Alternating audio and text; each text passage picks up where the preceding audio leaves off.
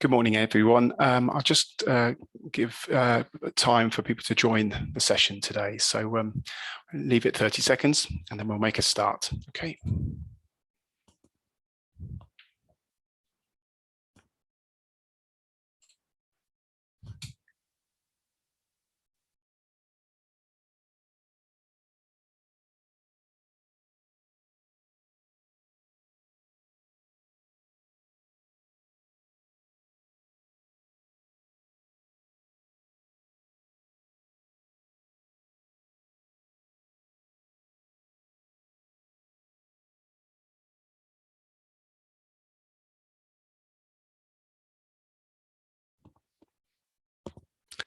Well, good morning, everyone, and welcome to today's webinar about looking at developing a workplace wellbeing strategy. My name is Tim Kellett. I'm from Paydata, those who don't know me, and we are a reward management consultancy, for those who don't know us as well. And we help organizations to find, attract, retain, motivate their employees and the right sort of people to make themselves successful. We have a range of different services, so obviously pay benchmarking, the clues in the name, and we help organizations with developing their overall reward strategy. We have a job evaluation system. We help support the annual pay review cycle, the pay review process. More recently, actually, a lot of organizations have been getting in touch to ask for our pay modeling services. So that's helping create pay structures to ensure sort of fair and transparent pay decisions are made. We help in the area of equal pay. So we've been doing equal pay audits for over 15 years now. And then finally, we provide regular sort of business insights and research with all things reward and HR related. And this series of March webinars is included in that. We've had a couple in the last couple of weeks, and delighted today to be focusing on wellbeing strategy. And I'd like to introduce to you today Khalil Rener from Rener Wellbeing. And I'm delighted that we've got his expertise today to take us through developing a wellbeing strategy. And this has really come up a lot in a lot of our HR workshops over the last couple of years, particularly. And it's gratifying to see that the focus is still very much there for organizations wanting to look at employee well-being. So that's enough of me talking. More time, I think, to speak for Khalil to speak. I would say that we will send out a summary of the slides today after today's presentation. We're also recording it, so if you want to go back and check it, you can as well. And finally, we'll be sending out a short feedback form and as well, which if you've got a chance to fill in, feedback's always really helpful. So thanks very much. Over to you, Khalil. Thanks, Tim. So good morning, everyone. So yeah, as Tim, today we're going to look at very much an intro to developing a wellbeing strategy at work. Just to give you a bit of an intro to who I am and who we are at Rener Wellbeing. So I'm the director at Rener Wellbeing. We're a wellbeing consultancy. We support companies across the world to sustainably improve their employee well-being. You can see a few examples at the bottom. We're working with the NHS and integrated care systems across the north of England and a few others throughout. We work with the private sector. Yesterday we ran a workshop with Deloitte, Intertrust Group we work with. So essentially private, public sector organizations, and we take a very holistic approach to well-being. So even though at the moment the trend of what we're seeing, there's a lot of companies still putting their hands up to say we need support around staff mental health, so stress, anxiety, burnout, resilience. That very much is a key area, but we also very much know that things like physical activity, sleep, nutrition, company culture, manager support, peer support. Some of you may have kind of well-being champions or well-being ambassadors within the organization supporting each other. We really know that all plays a part in overall well-being, which is why we take that holistic approach. And so we support a lot of companies to develop their well-being strategies or tweak them. as well as then running bespoke workshops and have that one-to-one support. So what's an overview? Well, what are we going to look at today? So firstly, we'll have an overview of what workplace wellbeing is. Now, I'm sure a lot of you are here and are quite aware of it because we're spending time to listen to it today, but I just want to make sure we're all on the same page around how that looks, what that means, why it's relevant to look at in the workplace. And it sounds from Tim, that a lot of you have been asking about this. So hopefully we can fill those gaps and then take quite a practical approach to looking at the steps to developing your company wellbeing strategy. If any of you are kind of also just a team manager and wanting to do this just within your teams, this is still relevant, right? So it doesn't have to be for your whole organization. If you're going, oh gosh, is this relevant for me? It can still work with a team of 3. Right the way through to these large global teams that some of you may have as well.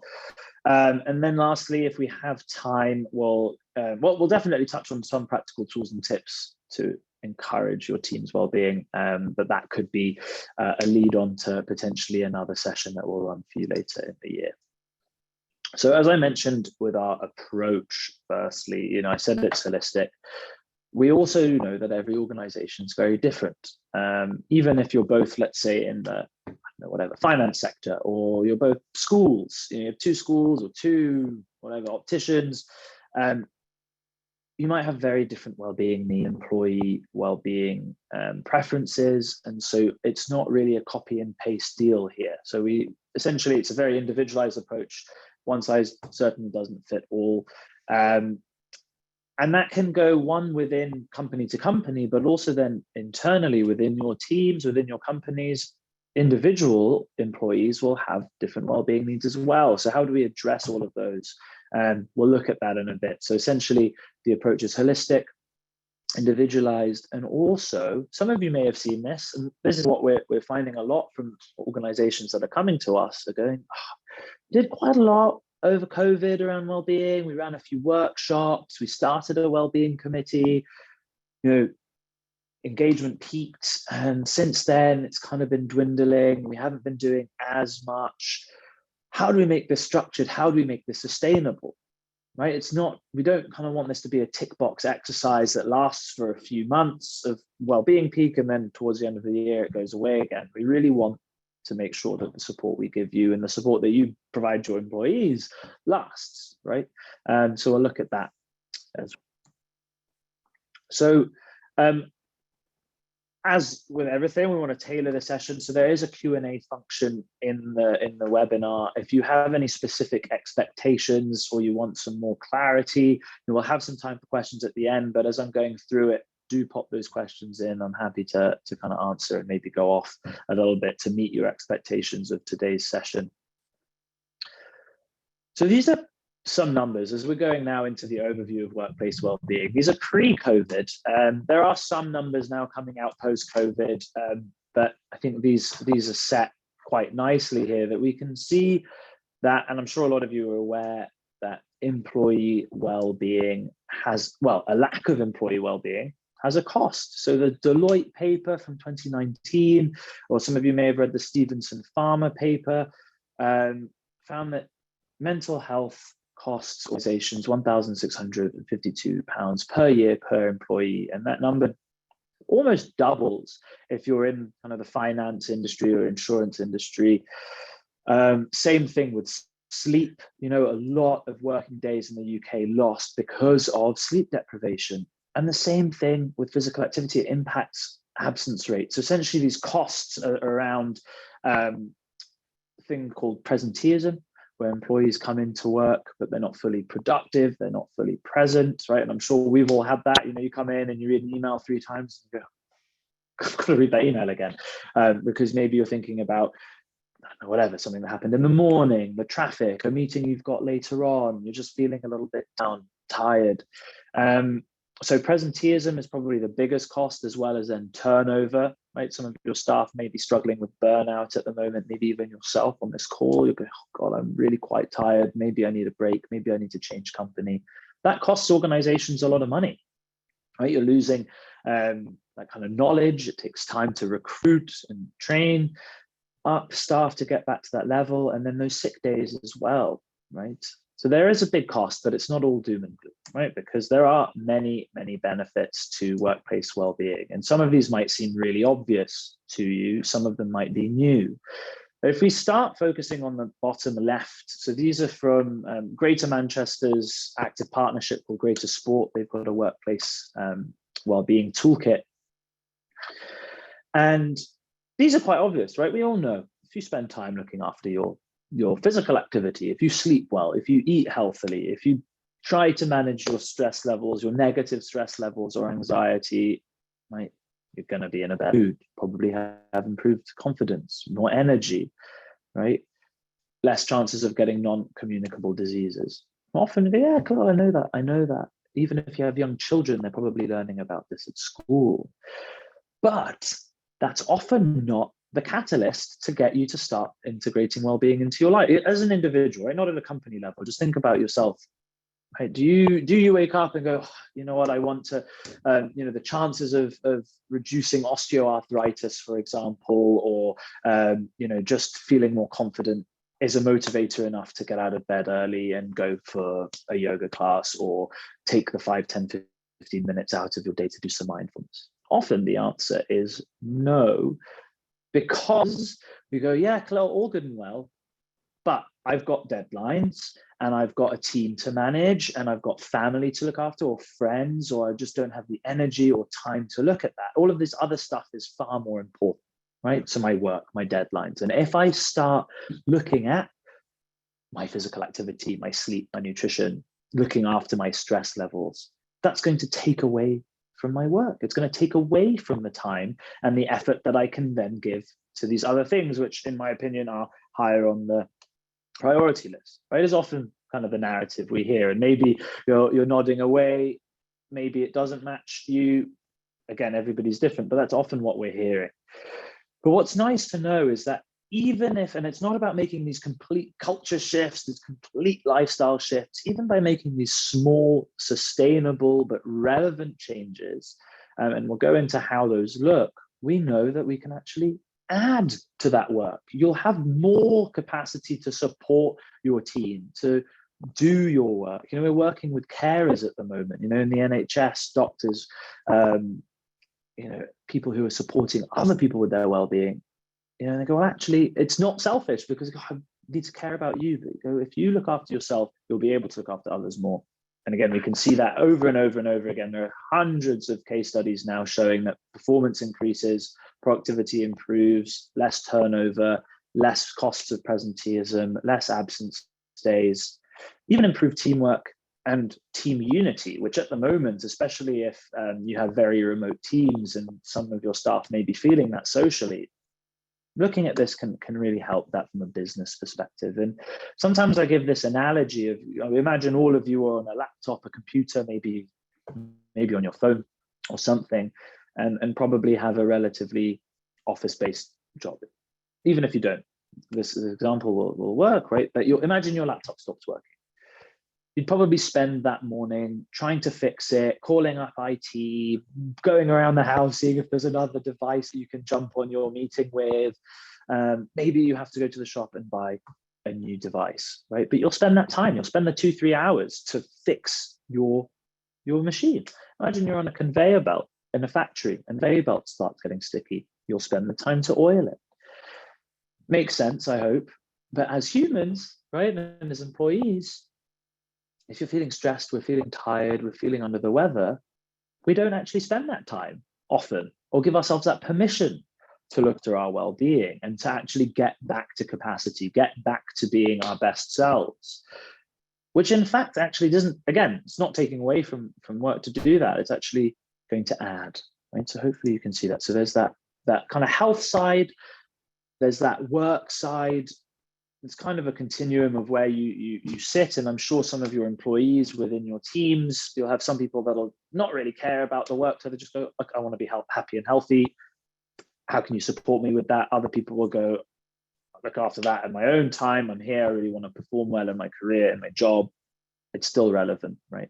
So we can match that. So just to give you an example of the impact this can have, we developed a wellbeing strategy back in 2019 that ended up being a best practice case study. So that's John from Shift 8. He was their CEO, he still is their CEO, and he was presenting the work that we did at Mad World Summit, which was at the time the biggest mental health and workplace wellbeing conference in Europe, I think, that year. And they had top-down buy-in. It led to happier, healthier staff. The productivity improved. They reduced their absence rates. But the crazy thing that we triple-checked because it was such a bonkers number is that they doubled their sales in 3 months. And the CEO attributed it, and the co-founder, to the wellbeing strategy. So if you look at our website, you can have a look at the case study there. That led to a return on investment of 250 to 1. Now, if you look back here, sometimes it can be, this is British Heart Foundation in 2016 found that it can be a return on investment of 34 to 1. Deloitte found that just looking at mental health on average across companies with different sizes, it's 5 to 1.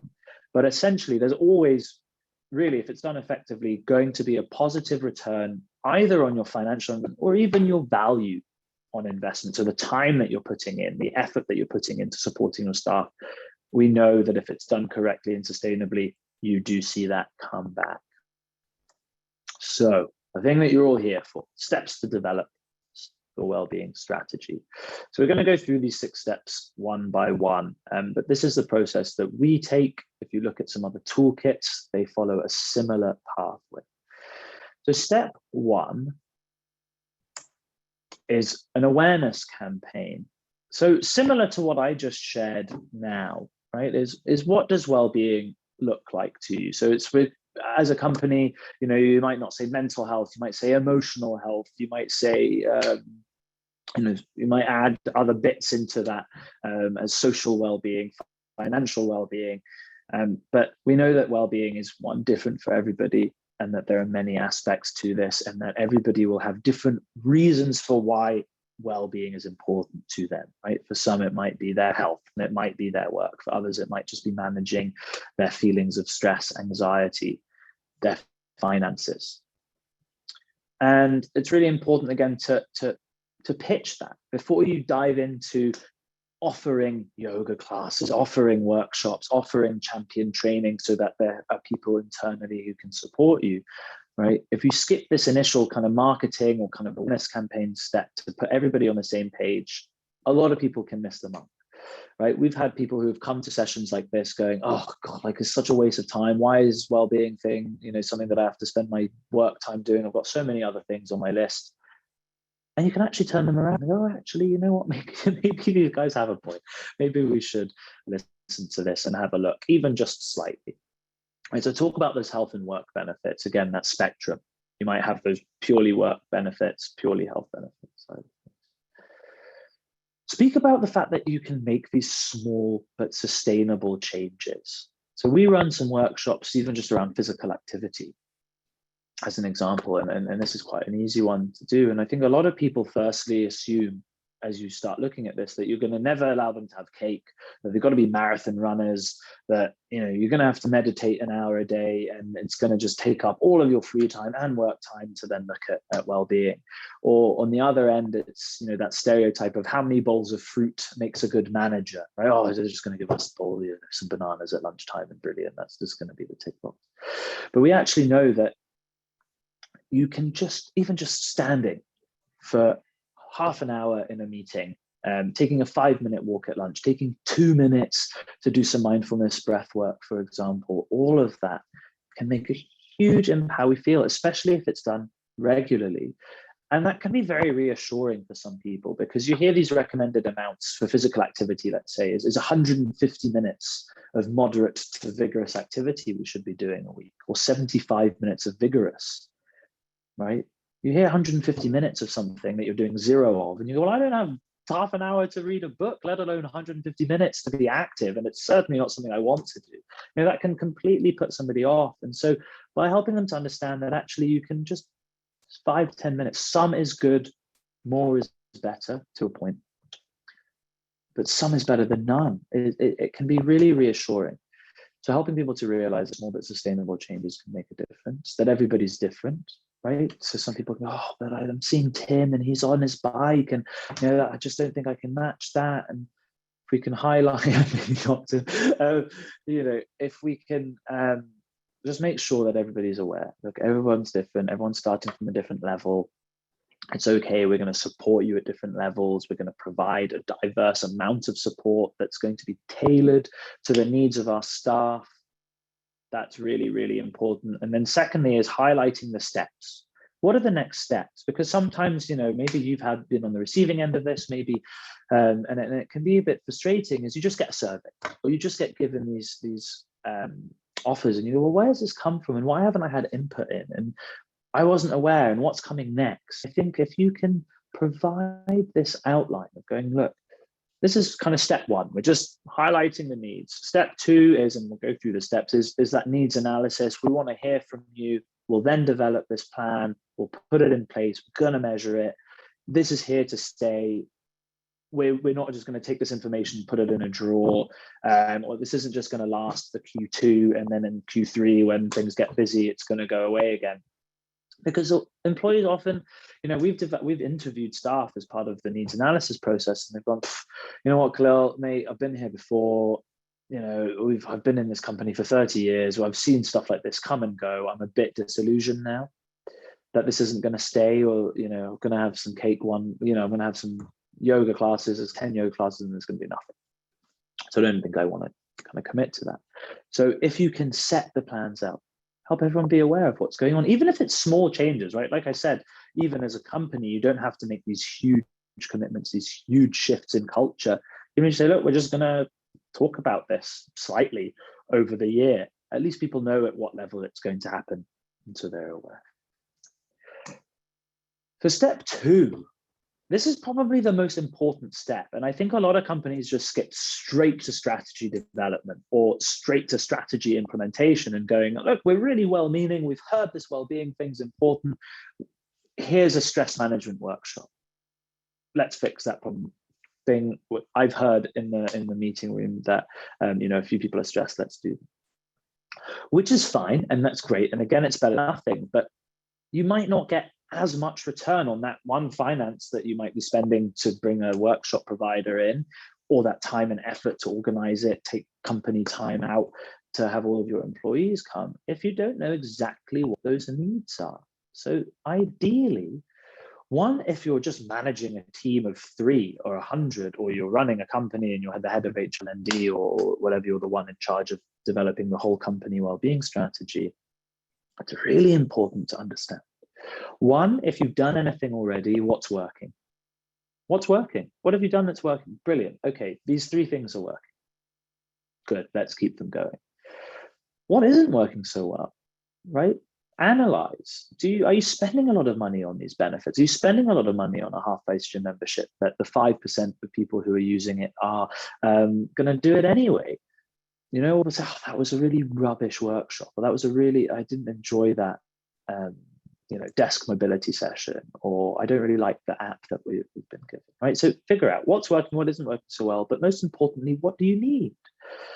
In that awareness campaign, you can start by trying to, spark people to question their well-being. Not everybody's self-aware. Not everybody knows what they need, but often if you start asking them and go, look, is this something that you could want? What would you want in support? Within reason, it's not, oh, give me half a year off, thank you. But it would be nice to have some support around, I don't know, being a working parent and working from home. How do I balance my well-being? As an example, I'm really struggling with my stress, or my manager doesn't enable me to do X, Y, and Z. If we could speak to them, that could make things different. So by one, surveying staff, and then you get that quantitative baseline, right, of where you can work from, and then start measuring, are things actually improving? But also interviewing staff from different seniority levels, different departments, that can make a huge difference. And often companies bring us in to do that so that it's anonymized, and it's not just the HR rep or John from accounting who's asking these questions where you go, I don't know if I really want to be that honest. Is it going to be truly anonymous? We can come in and do that and come up with a report for you. But again, if that's something that you want to do internally and there's trust there and you have the resources, you might be a well-being lead. Great, definitely do it, but understand what are the needs, right? Work with HR, work with the well-being champions if you have any. Maybe they've heard things on the ground or observed things, right? Going, look, a lot of my staff are seeming quite disengaged at the moment. You know, the motivation's going down, or wow, it's been a tough Q1. We're launching our 10-year plan now. Everyone's quite tired. I think we need to do something to lift everybody up after working super, super hard this last quarter. So again, needs analysis. What do we need? Step 3 is develop the strategy. Use the insights from the needs analysis. I put 4 exclamation marks here because it's so important. It makes your job so easy in theory, right? I mean, this isn't, it's look, you just heard what the needs are and staff have told you what they want. Cool. How can we give that to you? Let's figure out how we can support you with that. And again, this is something that we can do and consult you on. But you know, that strategy to hit those needs, and the survey that we have, if I just go back here, we cover kind of these 7-8 areas, which is well-being in general, mental health, activity, sleep, nutrition, financial well-being, company culture, management support. With some, we've looked at their ENPS scores, engagement scores. We've looked at the Warwick Edinburgh scale in schools. But then that could be, okay, we need to change some company policies around flexible working, about being well at lunchtime. Maybe we need to train up the champions because there's a group of well-being, there's a committee, they're supporting it, but no one's ever given them direction. Nobody's in charge, you know, as things get busy, the support they can offer dwindles. So how can we train them up, keep that going? How can we create that peer-to-peer support they want? It could be, let's put on a series of workshops and let's do something monthly or bi-monthly. And I can give you some examples of that in a bit of what a wellbeing workshop series could look like, as well as maybe some one-to-one support if really needed, maybe a few exec team, you know, maybe some leadership coaching, manager training. But again, every company is different. Maybe in your analysis, everyone's super happy and you don't actually need to do anything, or we just need to do some maintenance stuff. Brilliant, but let's still keep it maintained. Preventative work rather than fixing. Oh, we're growing at, you know, we're hiring 50 new people this year. How are you going to make sure that they're onboarded and aware of all of this as well? So got to think about all these aspects. So how are we doing for time? Brilliant, perfect timing. These are some examples of workshops that we run.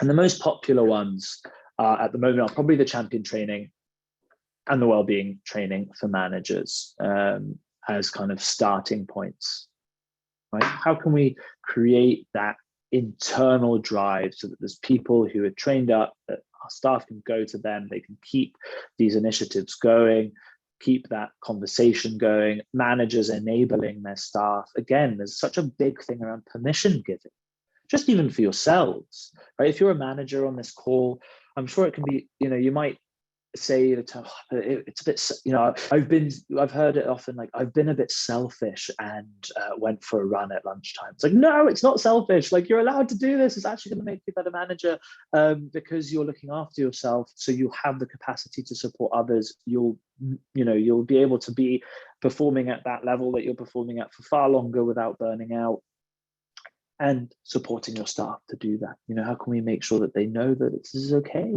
Within reason, you know, how do you integrate well-being into your working day? How do you find that time, even if it's 5 minutes outside of work on your commute?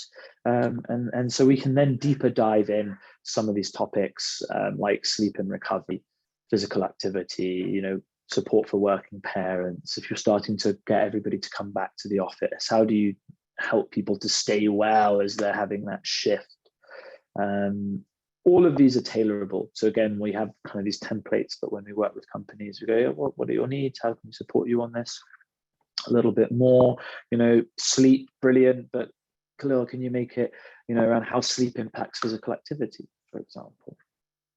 Right, when we developed champion training for Sport England, we really focused it in a little bit more around physical activity.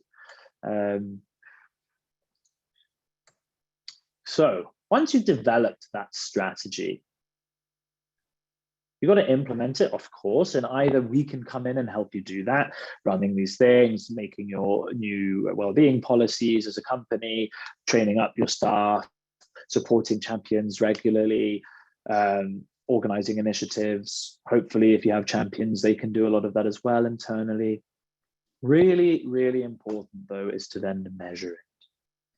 This is a moving thing. Well-being moves and changes. The world's changing. There's going to be different busy times for some departments compared to others. You'll have new staff come in. People have personal lives.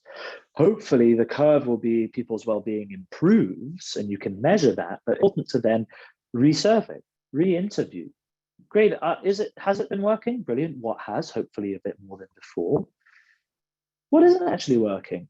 You know, you said that you needed X, Y, and Z. As an example, we're running over 55 workshops with the ICS, so the NHS and Mind and mental health trusts, etc., up in the northeast. There's 180,000 staff, and we can see that the manager training fully booked. And then there are some of the sessions where people did put their hands up to say, look, we want some support around social well-being, or we need some more help with digital well-being. But actually, not as many people are coming, which is okay, right? So, okay, we're supporting a few people, but maybe let's change these topics going forward, because there's clearly a bigger need here. So let's support more here. Let's double down. We're not getting as much bang for our buck off of these sessions. And that's important to know. So not only then do staff feel like they're getting ownership, right, over it and going, oh, we're being listened to. This is for us at the end of the day to help us feel well and happy. And so it's being done for us. But also, as well-being improves, you need to then change that, because it's not so reactionary. It could be more preventative. It could be the needs might change from, really just focusing on mental health awareness to actually using physical activity, sleep, fun team building opportunities around that to just keep things moving well. So update is required. So in the last kind of 15 minutes or so, we're just going to look around as a manager, right? So if you're a manager or just even an employee, you don't have a team, step one is to look after your well-being. If there's one thing you take away from today, or two things, one thing is to look after your own well-being and find a way that works for you. And this is something that we may look into if you've enjoyed the session and you let Tim and the team know that this is something you want more of. We can do a manager training specific session, and it's something we can do internally for you. But yeah, step one is to look after yourself. That second point, if you take away, is ask your staff what they want. Do that needs analysis. The rest will come. And then second is to be open about it. And you don't have to share your, what you spoke about at therapy as an example, your deepest, darkest fears. But if you just say, yeah, I'm feeling good today, or oh, I'm trying to start being more active, or I'm going to try and sleep for half an hour more every night, and this is how I'm changing it. You start normalizing that conversation, start creating that trust there. You can start getting some of your staff to think about that. Oh, okay, if Tim's doing it, Cole's doing that, maybe I can do that. Maybe I should think about that. And it normalizes that conversation, right? So it's that ripple effect. Ask your team about this in one-to-ones, maybe not overnight, maybe, if the trust isn't there, if this is really something new that you haven't spoken about before, it could take your staff back a bit. So this is why that awareness piece is important. So you could maybe in a team meeting say, hey, I just went on this training session with Rener Wellbeing, and, they said that blah, blah, blah, whatever. It's good for our health. It's good for our work. I'm going to start checking in with you around your well-being in some one-to-ones. And please just, 5 minutes at the start, or come to me if you need some help. And this is something we can look at, and how to have those conversations next time, or we can do that with your teams. So again, be proactive. Ask them what's going on. But also observe. Sometimes it's difficult to observe, though. If you're working in remote teams, everyone has their cameras off, that can be quite tough. Or even if you just see somebody for an hour a day on a team meeting, it's very easy to seem really happy and joyous, and you give all that energy in that 1 hour and go off the call, and someone then deflates or is struggling. And so that's why asking is important. But of course, if you can observe, if you are in the office and you see some signs of poor well-being, you can then be proactive and put your hand out. But it is a two-way thing, right? So you need to put your hand out, somebody also needs to grab it, and you can't force people to be well. You can't force them to look after their well-being, and that's really important. And there are many different ways we can look at that, as well as then signposting to internal and external services as well, maybe even offering a bit of advice and support. How do you see this behavior? So this is kind of, how do you see the differences? And really, this is very much a whistle-stop tour of this. And we'll go, the manager training session we run is usually 2 hours long minimum. But just to give you a quick overview, this behavior change model is called the trans-theoretical model for behavior change. Trans-theoretical model. It's from the 80s. But it's still a brilliant model. It's used within the health sphere, within the well-being sphere, for smoking cessation, dieting, nutrition, etc. If you look here, right, everybody's going to be at a different stage, and maybe they'll be at a different stage for different parts of well-being. Somebody could be super open to speak about their physical activity and their sleep, but really not wanting to talk at work around their mental health or their nutrition or financial well-being. Right, so those that, and you might be aware of those people who are going, not interested in change, don't want to hear about it. Right, don't want to hear about it. Thank you, Khalil, but no thanks. Maybe even stronger than that. And for those individuals, sometimes it can be really tempting to just go, oh, but come on, Khalil. It's just like, just do 5. It's going to make a world of difference. I promise you, it's going to be amazing. Come to this workshop we're running. Please just do it. I'm sure you'll know if you've ever been in a position where you really don't want to do something and somebody's really trying to push you to do it. What does that make you do? Push them away even further. You go, no, I seriously don't want to do this. So it's quite tough, but though, if you can take a softer approach, just raise awareness. Go, look, well, it's okay. I can hear you don't want to. There's this workshop here, really different. Let me know if you want to come. We've got loads of information on the intranet. Of course, it's over to you. Right? And slowly as people move around, contemplation, preparation, action, there are different ways, and I'm sure you're reading the screen a little bit, the slides. If you look at this piece though here, relapse is a strong term, but let's just say, you're reverting to old ways. Right? And a lot of us, January, New Year's resolutions as an example, right? You go from 0 to 100, you go, yes, this is the year 2022, and I'm going to start doing 5-kilometer runs every day because I did 1 5K last year. I managed to do it. I'm going to do it every day forever. And of course, that's such a big lifestyle change. So you revert to old ways, right? That's one thing. But maybe even you had a realistic plan, but somehow, life's got in the way. Something's got difficult, personal, work life, whatever has happened. You just forget. You just can't be bothered. And it's normal. It's very normal, and it's okay to remind people that that is normal. But how do you bring you back? Because often then you go, oh, but it's been a month since I've done mindfulness, or it's been a month since I've done, since I've eaten that diet, that, those healthy foods that I really enjoyed, or singing in the choir. No way am I going to be able to just jump right back in. And so it's really daunting. I don't want to do it kind of half. But again, some is better than none. And if you can start slowly, it's okay. You can start on a Tuesday. It doesn't have to be Monday, that Monday mentality. You can do half of your action plan if you want to. It can make a big difference. It can be really reassuring, and it can help them come back on this, and even for yourself. And this is something that we can support staff with a lot more as well going forward. Maintenance here, often. So what does good look like, right? Often people think, winning at workplace wellbeing strategy equals the fittest, happiest, healthiest team. I would say that's not actually the case. I mean, yes, that is the ideal, but actually that shouldn't be the goal. The goal is slightly different, where we want your teams to feel enabled and supported to do what they need to do for their own well-being, and help them to know what they need to do for their own well-being. Then it's over to them. Right? But if that support, that encouragement, that signposting, that enabling, that kind of understanding is there, that's the win. Then it's over to them. If they then choose to do that, amazing, but that's out of your control, right?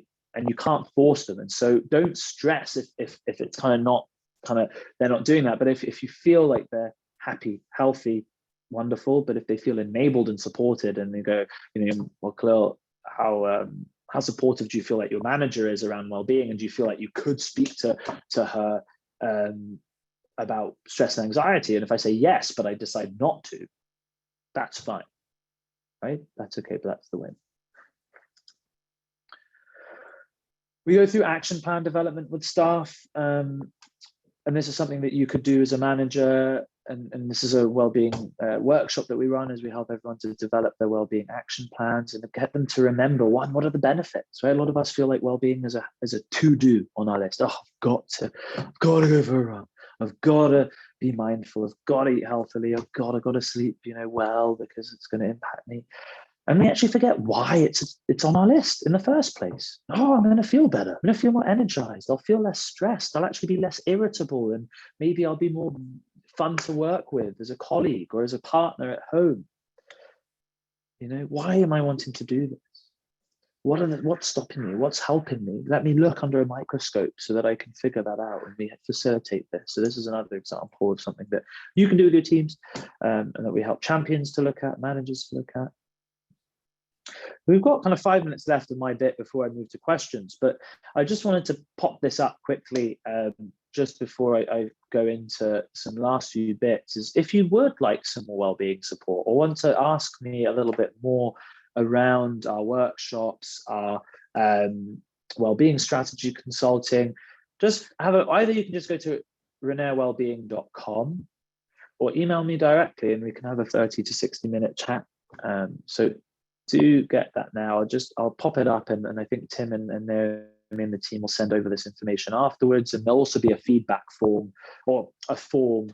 You can maybe type your email and I can get in touch with you with some relevant info. But yeah, I'll just pop that here, write that down to khalil.rener@renerwellbeing.com. And I'll come back to this. I'll put this slide up as well afterwards.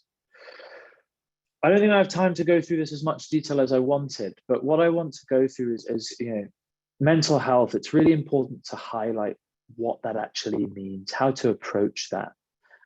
So before diving right in, maybe worth upskilling around this. And I don't want to do this a disservice. I think I'm going to leave it here, Tim, I think, so that we have a bit longer. I mean, we've kind of got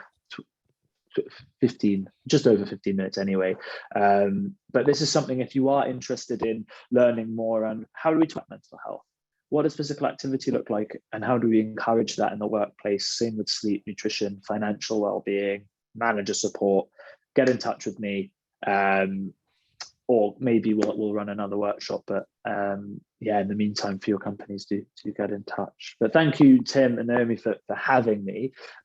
Really hope that was useful to those of you listening. It's strange sometimes not being able to see, but yeah, thank you, Tim, and I'll hand over to you for questions. Yes. So I was going to say that we've got a hard stop at 11 o'clock, but if anyone wants to ask some questions now, there's a Q&A function, and if we run out of time for any of those Q&As, what we'll do is collate those and get Khalil to answer them, and we can send those out afterwards with all the sort of summary slides. Did have one or two questions actually myself, which has come up, Khalil, from it. The first one was, I guess I suppose it's two questions really. It's what sort of trends have you seen in wellbeing in the last couple of years, both from a sort of employees, sort of the issues employees are having, and also in terms of what employers' focus is in the area as well. So I don't know. Yeah, good question, Tim. Again, the annoying answer is it depends from company to company, but certainly we know that well-being aspects such as mental health, probably stress, anxiety, non-clinical issues are certainly the main area people are struggling with. Interestingly, at one point earlier this year, we were developing two well-being strategies at the same time. And it's really interesting because they both had the same percentage of staff struggling with mental health, but it was almost the opposite, where one organization employees were struggling from stress and anxiety because of work, and they're saying it was work-specific stress and anxiety, and others were saying it was non-work specific stress and anxiety, and that work was actually helping them. So again, this is where you want to look in and go, well, okay, you're struggling with stress and anxiety, but what actually is causing that? What does that mean to you? How does that look? So that's the case. But then also, we really know if some of you on this call have had a bad night's sleep. How does that impact your stress? How does that impact your irritability? If you're active, how does that benefit your mood, your sleep, what you decide to then eat? All of that feeds into this. So again, it's interesting where we've had staff who go, or employees who go, I'm really struggling with stress and anxiety, and go, well, how many hours of sleep do you have a night? Oh, probably about 4 or 5, 6 on a good day. And so, well, have you thought about looking at your sleep before? That could really help your mental health. They go, no, I don't want to look at sleep right now. I just need help with my stress and anxiety. And so that's where that awareness, that education around the fact that there's different aspects of our well-being really play into it and can actually be really useful tools. We work with, I mentioned Sport England, but some of you may have heard of active partnerships. So there's 43 active partnerships that span England, and they're very localized. So London Sport, Greater Manchester's is Greater Sport, Rise is the Northeast. We work kind of in the national team with their workplace physical activity platform called Workplace Movement. And we run all the training sessions for them. And one of them is physical activity for good mental health. Right. And so it's really using physical activity as a tool to help that. And so depending on which organization we work with, we'll look at the different ways to approach supporting that issue. It could be my managers are really stressing me out. And so then we dive into that. But yeah, so in short, I'd say the trend is definitely supporting with mental health at the moment, but that holistic approach is far more effective. And I think a lot of stuff, you hit more stuff with that too, because some people go, you hear mental health and go, no, thank you, not for me. We go, physical activity, sleep, okay, or nutrition, or maybe as a manager, I can start supporting other people. I don't want to support myself. No, I'm fine, but let me support other people. And then slowly that trickles out. It can be really useful. Yeah, hope that answers your question. Definitely, definitely in HR workshops, mental health, that's really coming up as a lot as well. So we've got so thank you very much for that. We've got some other questions. Try and answer them. So Ali asks, how do you build a culture of employee permission for self well-being, i.e., taking time out for a run during the working day, or not being able to, not feeling guilty about it, being available? Yeah. It's a good question, Alison. There are multiple ways to go about it. If you can understand where that root of people not feeling the permission is coming from, that can be useful. Is it just their manager in their one team and department? I used to work at a company where the finance team would go out for long lunches. It would be totally fine. But in my team, if I left my desk for lunchtime, it was very frowned upon. So you could just see, one, is it departmental? If it is, great, then let's train up those managers and go, look, why aren't you allowing that? Do your staff need this? Let's train up and provide that advice and reason for helping people to have that permission. So you could say, look, it's not going to take away from your work to take this time for a run during the working day. In that afternoon, you might come back and actually be far more productive and get more done. Certainly, you might feel better around doing this. And you're thinking short and long term. There are both short and long term effects. You could also then do that champion training where then staff within different teams are talking about it. It's being normalized in those conversations. But I would certainly say that top-down permission is really important. Sometimes we've got board members even to come and present and share what they do for their well-being, or the CEO or head of whatever it is. If they can go, look, I struggle with X, Y, and Z, and I'm starting to look at this, and please do look at this. And here's sometimes even just having a company policy is important. You sometimes get, we have flexible working, but is it really flexible working? Can I really start at 10 a.m. and drop my kids off at school and go for a walk and then finish at 6? Nobody else does that. Am I allowed? So there are multiple ways, Alison, and give me an email if you want, and we can chat specifically about your case, and I'm happy to answer that. Definitely, Khalil. People have mentioned, particularly over the pandemic in our HR workshops, about how senior team members have been engaging with the rest of the organisations. Really, helped when they've had CEO chats and things. At the height of the sort of first lockdown 2 years ago now. But I can definitely see how that's, as you say, that top-down approach it drives sort of the right behaviors further down. So no, that's really helpful. Thank you. Yvonne, actually, this is an interesting one from Yvonne, because we work with a lot of construction engineering organizations. So, where they project based, they spread out geographically. So in those sorts of industries, how easy is it to keep control and monitor monitor the data and look at that and then act on that, really? So totally, Yvonne, good question. So we actually developed a benchmarking tool for DP World, the shipping company. There are 60 business units across over 100 countries. And so each business unit then did their own benchmarking. So it wasn't company-wide, that's too spread out. So potentially per project, you could look at that, and maybe you have a lot of contractors. Again, it's important to include the contractors in there. There was a big thing around Google last year. Maybe there's a big outcry because the contractors were getting significantly fewer benefits than employees. And you go, well, are they employees? Are they not? And there is some legal stuff in there too, where you don't want to make somebody an employee. So worth looking at that. But essentially, I would say it is easy to do in a sense. I mean, it's not impossible. You can either do it project specific and then make sure that the project manager's trained up so that everybody is aware of that, and that's a conversation that's probably had at the start of the project and throughout is being maintained. And yeah, essentially looking at it at the departmental level, but making sure that the top again is saying, look, this is important on your project sites. Make sure that you're looking after employee well-being. What are the needs? And just having it as a normal organization, a normal conversation. Sorry. I guess also you mentioned in your earlier process, didn't you, about having a baseline?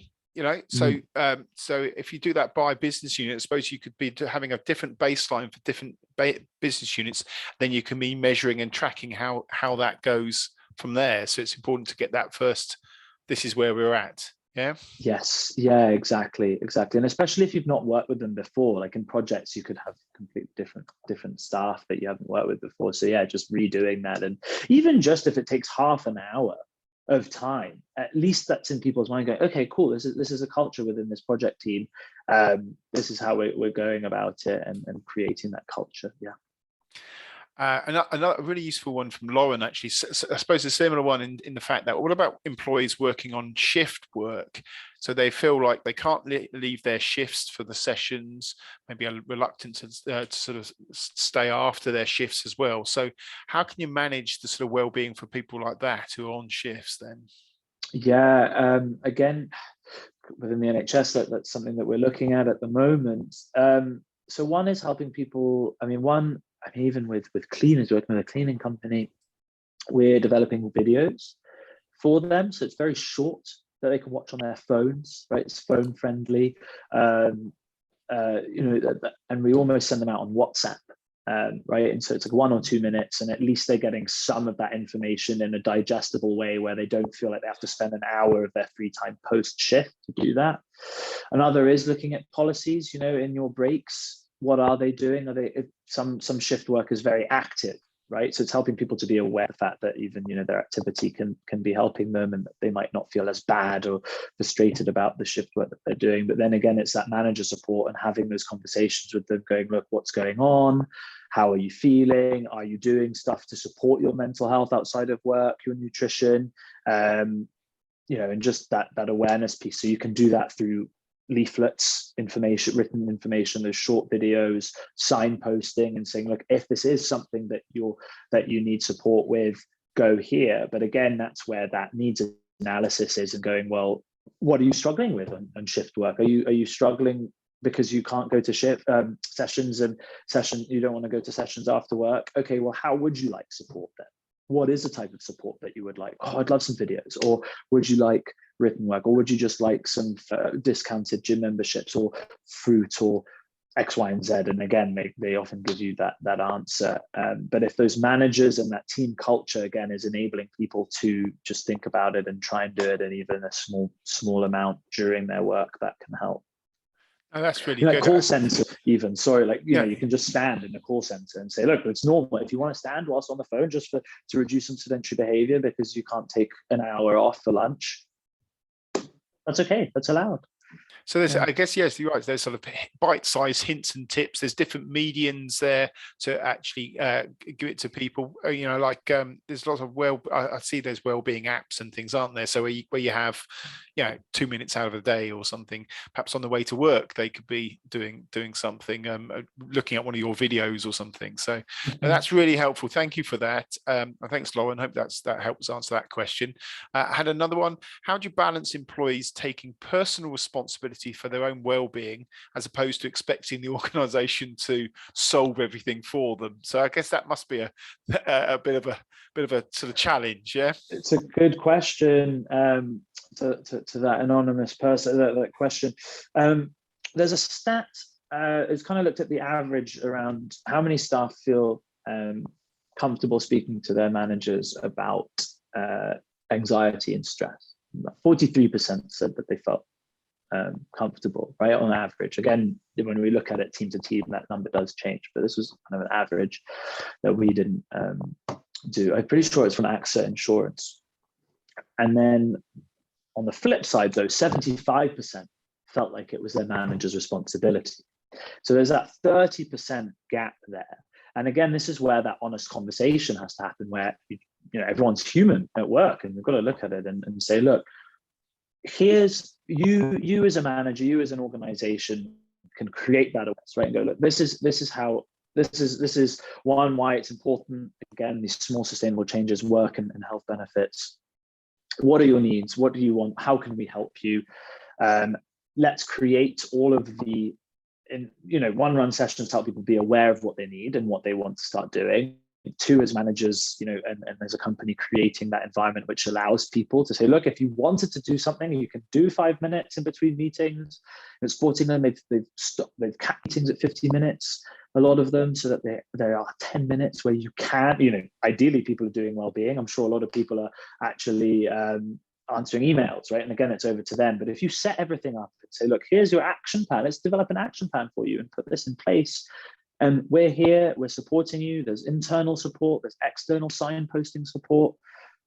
That's kind of as far as you can go and over to them. But it is that balance, but you also need to then kind of almost actively say that look, we're giving you all of these opportunities, but you need to actually commit and take them and start doing it. I can give you the best action plan, but if you don't actually put it in place, then it's not going to help your well-being. And it's kind of as simple as that at the end of the day. But yeah, so it's, I hope that answers the question. Yeah, no, definitely. That's good. That's good. And I think we've just got time for this last one. What suggestions do you have for an organization that has well-being at its core to evolve what they do already when they do much of what you've described? So I suppose that's the thing, isn't it? Keeping it fresh. And what sorts of things can you do to sort of re-energize and keep that on the front foot? Totally. I'd then do that survey, needs analysis. What's working? What's worked? Great. We've got well-being at our core. One good question, actually, we just did some work with an organization, loads of benefits. And we interviewed a lot of their staff and said, what are the benefits that you have? I can't remember. I think like when I was onboarded, I think they told us about it, but I don't really know. And you go, well, you've actually got private health insurance and you can go for dental and blah, blah, blah, blah, blah. And I went, what? Since when? I've been paying for Headspace fully for the last year. I have it for free. So one is, are people aware of actually the well-being offers that you have at its core? Is it truly there? Does HR know about it? Does, the new staff member across in the other department know about it? So that's good to understand. What percentage of people are actually using it? What's that engagement rate? So then, what's working? What isn't working so well? What are you offering that actually isn't being used as much? Could you then find what people actually want and then take that budget or that time or that effort and reallocate it? Maybe people want it less often, more often. So it's worth kind of just reanalyzing, rechecking in. And if everything's working and you're good, fantastic. But then maybe what we do with our champions is we come in and we just have a meeting. What's worked? Hey, every champion, like what have you done in the Holland, the Dutch office that the Jersey office can support and copy? And let's keep things fresh. Let's share ideas, stories, some challenges. And just if that conversation keeps going, it sustains it. And that's then you're winning, anonymous question person. Yeah, then that's Definitely. great. I guess it's like communicating. It's those real life stories as well, and all of that. So, right, we're right up onto the end now. So, so I just want to say thank you so much, Khalil, for today's webinar. It's been so interesting to hear about this, and definitely something which are on a lot of people's agendas. We'll send out we'll send out a link to the recording.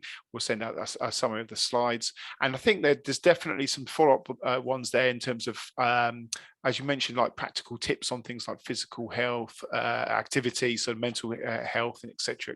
So I'm sure we'll see you again. And thank you so much again for your time. Hope everyone's found it useful. Have a good rest of the week, and we'll catch up again soon. So thanks a lot. Thanks, Tim. Thanks, Take Tim. care, See you everyone. soon. Bye bye Bye. now. Bye. Bye. Bye.